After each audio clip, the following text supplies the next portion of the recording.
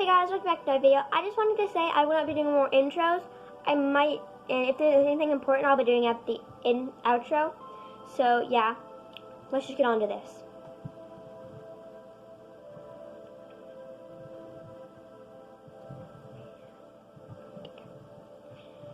Don't go.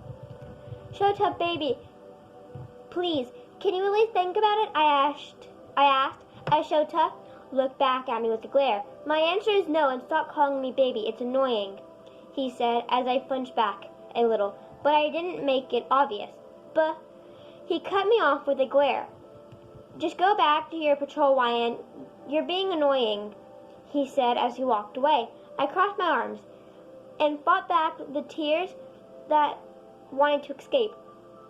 All I really wanted was for us to spend at least some time together after work, because even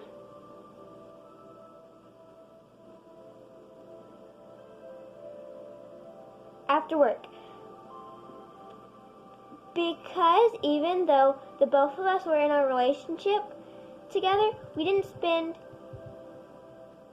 spend time together. Was it hard to ask? I didn't know. I guess I was the one who pushed the relationship in the first place, and I was too clingy for his own liking. I let out a sigh as a slight sob escaped my mouth. I quickly covered it and walked away and did as I was instructed to do. After my patrol was over, I headed to my locker and changed back into my usual clothes, which were jeans and a simple shirt. I finished changing as I headed out and stumbled across Shota as he made his way through the agency. I was going to greet him like usual, do with a honey, hey baby, you did great today, but then I remembered what he said about me calling him baby and how annoying it was for him. I let out a breath and smiled and said, you did great today, before I walked away and not bothering to stay and wait like I usually did. As I walked to my house, I passed the grocery store and picked up what I needed for the weekend that I had free. I paid it and left to my apartment. As I dropped the groceries on the table and went to my bathroom to wash off the day's stench away. Once I changed into a big t-shirt and underwear. As I turned on my phone to see no notifications, the lock screen only said Saturday, 12 a.m. and my wallpaper, which was a simple quote saying, try your best. I figured I wouldn't get a text from Shota if I wasn't the one who texted first, but I didn't want to be an annoyance, so I turned off my screen and began to put away the things I bought. The whole weekend was me thinking about that. I was the one who pushed the relationship between me and Shota. He never once told me he liked me or loved me, for that matter. I only told him to date me, and he said sure. I guess he wasn't happy in the relationship. I pushed him in, and neither was I. If it was one-sided, I should have to end it. If I didn't want to, but I couldn't live like this. I'll have to wait until tomorrow after we finish teaching. I curled up on my bed and cried slightly, thinking that I was right. I haven't received any text from Shota text or call from Shota, meaning his life went on with or without me. With or without me. As morning rolled around, I got out of bed and began to get ready with a jean and an appropriate dress shirt for the day. I washed my face and brushed my hair. Then I locked my apartment door and began to walk to UA. As I made my way to the teaching lounge, I saw Shota sitting at a table with President Mike. I gave the best smile I could give before I began to make coffee for everyone, like I usually did. Once I finished, I poured some for President Mike as he stood behind me waiting for my coffee to be done. I handed him his mug and received a quick thank you before he sat back down with Shota again. I poured Shota's coffee and sat it down next to him before I tried taking my leave. Aren't you forgetting something? Shota asked as I turned around. He curled his fingers toward the mug handle and lifted the mug to his lips, taking a sip. I don't think I am, I said as I held my hands. He frowned. Once he sat his cup down, this morning wasn't like normal ones he was used to. I would come in, say good morning to him, and then make coffee. After that, I would give him his coffee and kiss him with a whisper, saying that I'd see him later.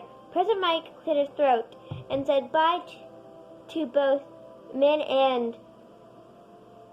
and made my way out of the lounge.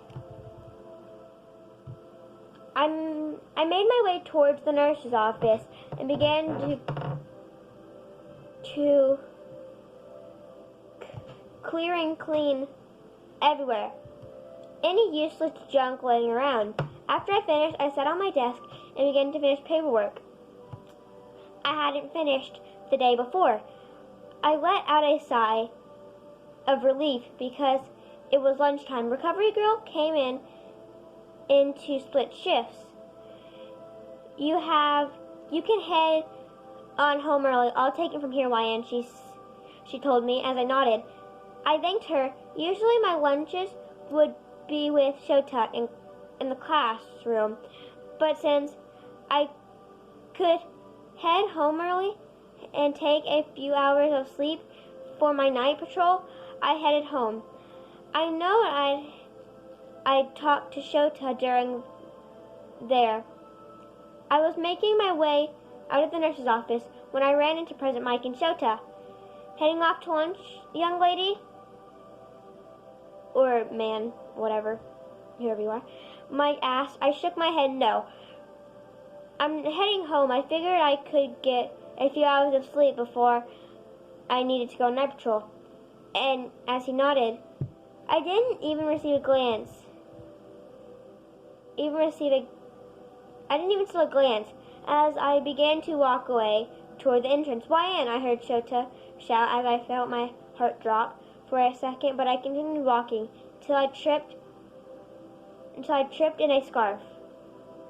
Until I was trapped in a scarf. YN, I'm calling out for you, he said as he pulled me closer. I'm sorry, Aizawa, I said as he looked taken aback as I addressed him as his last name instead of his first. What's up with you? You didn't text or call me all weekend,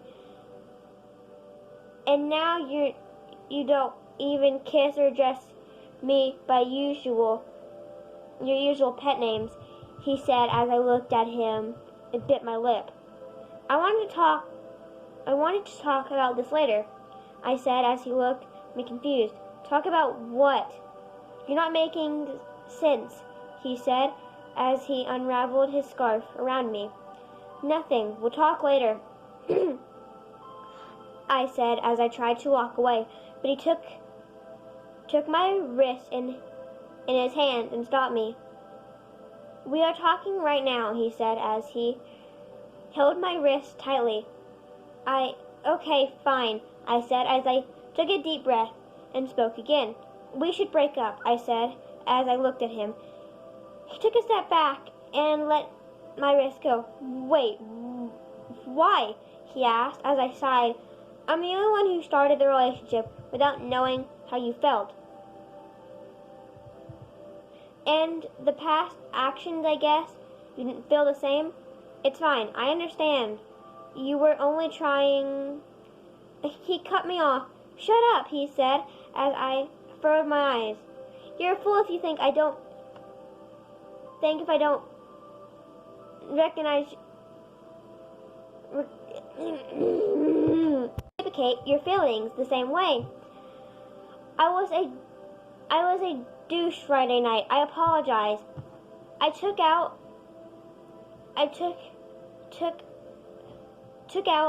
my stress on you, and I'm sorry for never texting you. I just never know what to say with you because I get nervous," he said as he pulled me by my wrist.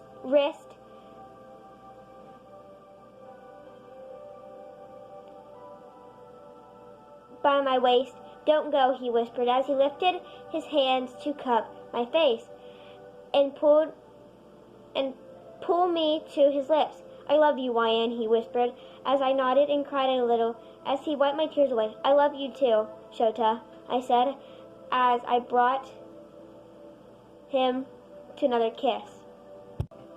"Isn't that YN and Shota?" Midnight asked as she stared out the window. President Mike looked out the window and gasped. They made up, he yelled as Midnight looked confused. "I didn't know they were together," she said as Mike shrugged. "I got beaten up since the weekend. I'm glad I don't have to intrude Shota's gloomy and fighting mood anymore. Let's hope the future is peaceful," he said as he rubbed sore parts of his body from where President Mike landed some of his hits and blows. Midnight chuckles.